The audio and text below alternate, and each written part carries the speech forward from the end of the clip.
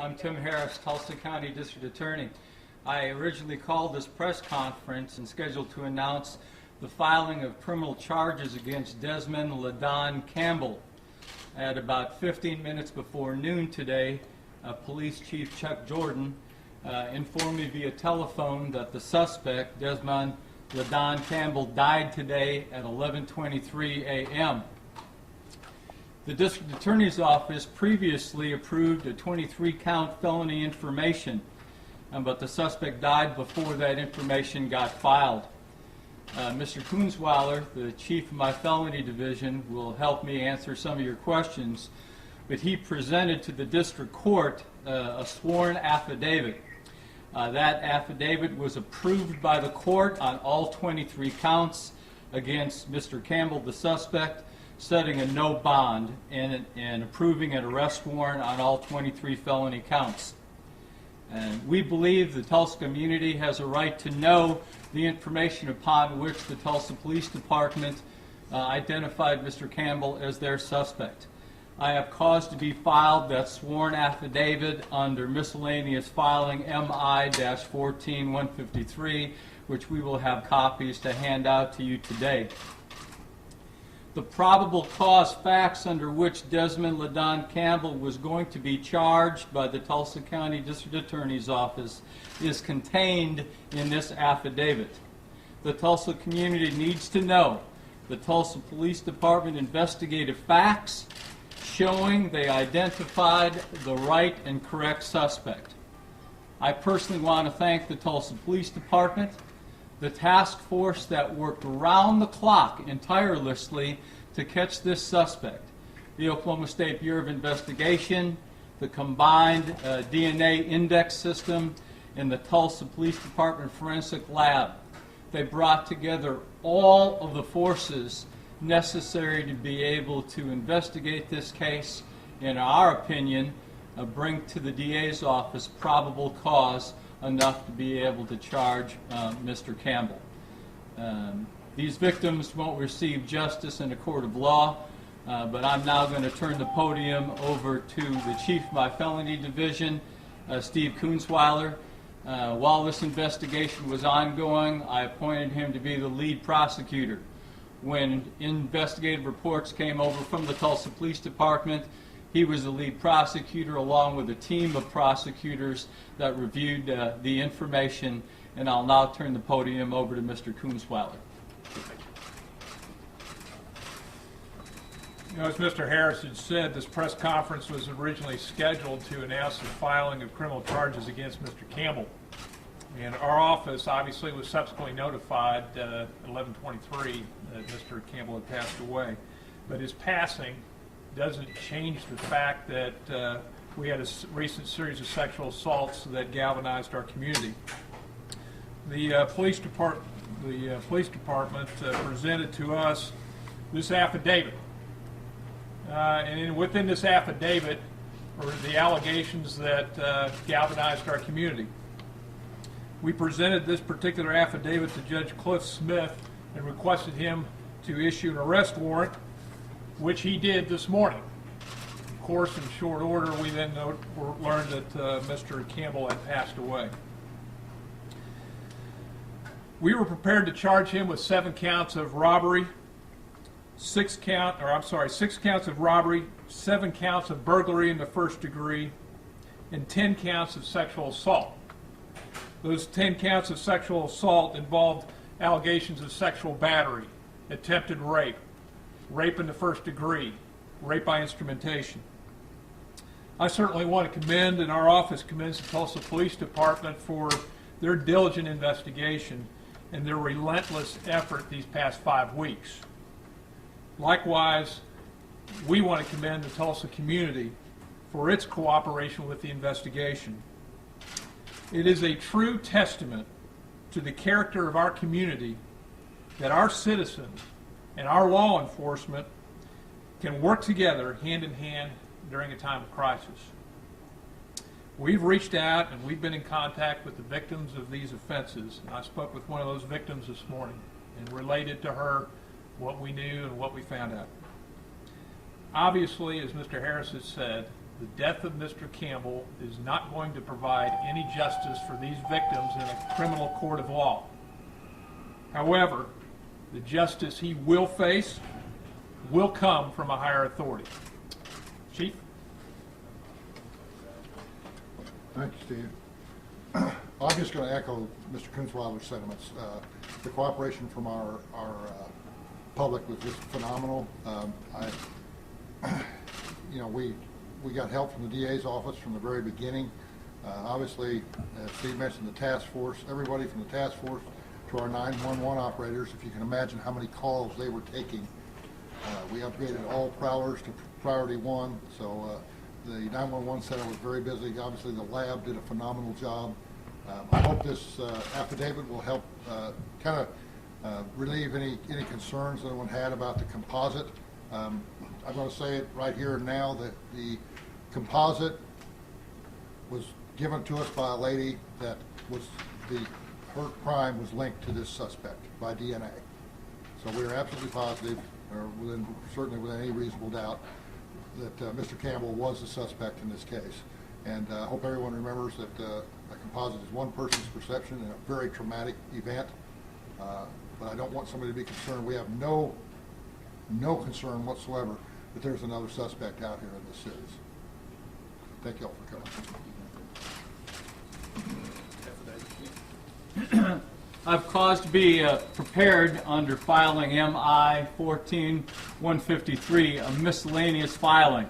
There won't be a criminal charge filed. We were in the process of filing that criminal information when we found out about the death of the suspect, Mr. Campbell. So it doesn't make any sense for those charges to be filed on somebody that's deceased. But we believe that this probable cause affidavit, which talks about the facts, the circumstances, and the investigation from the Tulsa Police Department, their task force, the help of the community, will put to rest any lingering thought that the Tulsa Police Department did not know who the suspect was. We believe that this affidavit will help you. It talks about the forensic connections. It talks about the factual connections. And so I believe that this community has a right to know. We believe that this affidavit will help the public put to rest that this suspect was the suspect in these series of rapes. I would say to this community, okay, people have to be aware, okay? We know this probably won't be the last sexual assault in Tulsa County. I do hope, though, that this raises the awareness of our community, which I believe it has, working together as a composite to keep each other safe, to live our lives not in fear, but in complete observation of what can possibly happen. So at this time, we're going to hand this affidavit out to y'all, and we appreciate you coming to this press conference. It certainly ended up being quite a bit different than I originally anticipated when I called y'all this morning or sent an email about 10:30 to get this organized. But I'll pass this out for your perusal, and I appreciate you being here this afternoon. Thank you. Anybody have any questions? Yeah, D.A. Harris or Chief Jordan, how did Campbell ultimately die? Did his family pull the plug, or did he pass away on his own?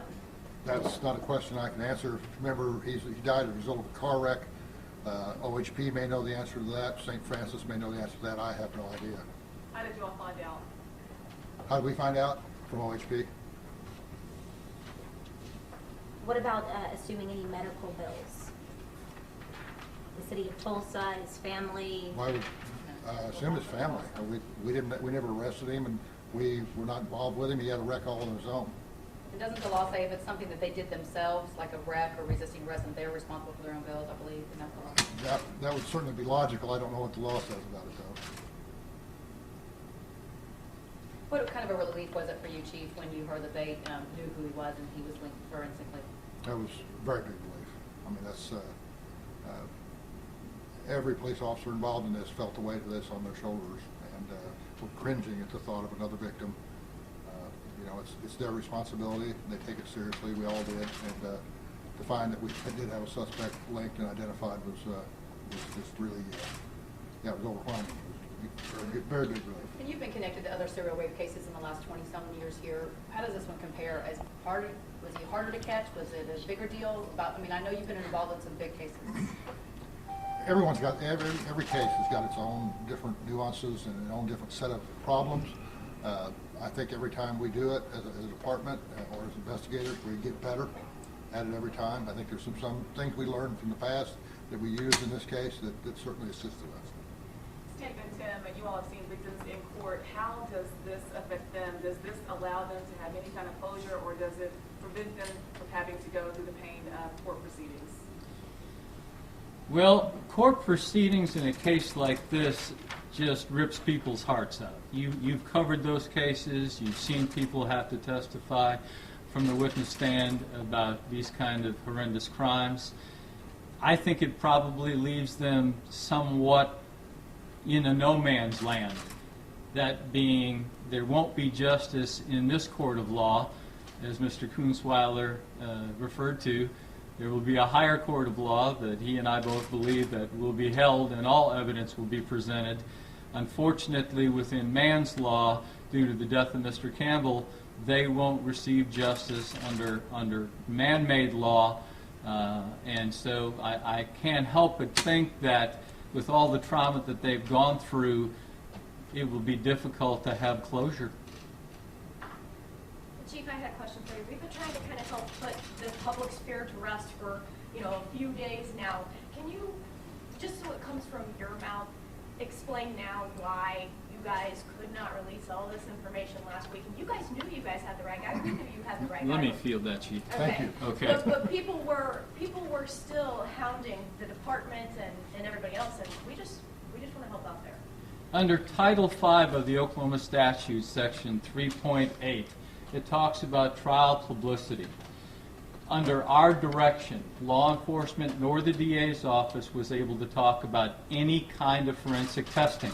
In fact, if Mr. Campbell would still be alive, you wouldn't hear a peep out of us about the forensic testing, because the comments in the rules ethically do not allow us to talk about what tests were administered or the results of those tests, okay? The affidavit will talk about the YSTR and the STR DNA testing compared from 3 of the different victims on evidence that was collected.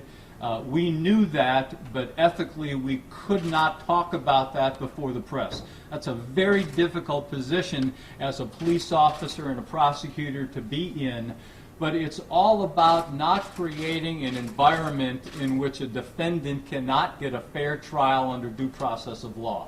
So although that may, upset the media that, hey, we wish we had a right to know, I understand that. The public has a right to know. But don't forget, this is all within the confines of the criminal justice system, where the Constitution, the presumption of innocence, you're presumed innocent until you're proven guilty beyond a reasonable doubt. All those constitutional protections come to bear when somebody enters the criminal justice system, and that's why those rules exist. Chief, I know that I believe he was living with a woman. Is there any indication that she might have known what was going on, that this was happening? I don't think there was any indication. In fact, we even had indications that he hadn't been living with her during this time, that he was living out in her car. Was Campbell's family in town? I don't know. I want to point out, at least when you look through this affidavit, towards the end, we had to get a search warrant on his vehicle, and we discovered evidence from the last rape. As you know, that rape we allege occurred about 10 minutes before his traffic collision. That victim's property was found in his car. Many of the victims you'll see as you read through the affidavit, you're going to see a consistent pattern of behavior by Mr. Campbell. The language is reprehensible. The actions of Mr. Campbell are reprehensible, but you will see a consistent pattern. And what we got from OSBI and from the Tulsa Police Department's lab was a link between, we had 3 victims in which we were able to get some DNA. He was very careful, and you'll notice that in this last victim's case, he was pulling the bed sheeting away from the crime scene. He was destroying evidence. He was removing that type of evidence, which made it very difficult for law enforcement to try and find DNA evidence. We're very fortunate. One of the victims at their house, we recovered some DNA off a door handle. Another victim, we recovered some DNA off of some undergarments. And then another victim, I think we got some DNA off of a swab off of her back. It was connecting that DNA to his name that gave us a person to be looking at, and then coincidentally he became involved in this traffic collision that put him down at the hospital. But then you can compare his actions with the other victims with known DNA, and you'll understand why we made the decision that he was rightfully investigated by law enforcement, and certainly Judge Cliff Smith made a determination that he was rightfully could have been charged with 7 separate sexual assaults. So would you guys say, for all purposes, the case is closed? Yeah, it is. I mean, there's going to be no prosecution of Mr. Campbell here, but I'm confident based upon all the work that Tulsa Police Department's put together and the evidence that we had, we would have had a very strong case against Mr. Campbell. Other questions? Thank you. Thank you so Thank much, you. guys. Thanks for Thank coming. you, appreciate it. Grab them right there.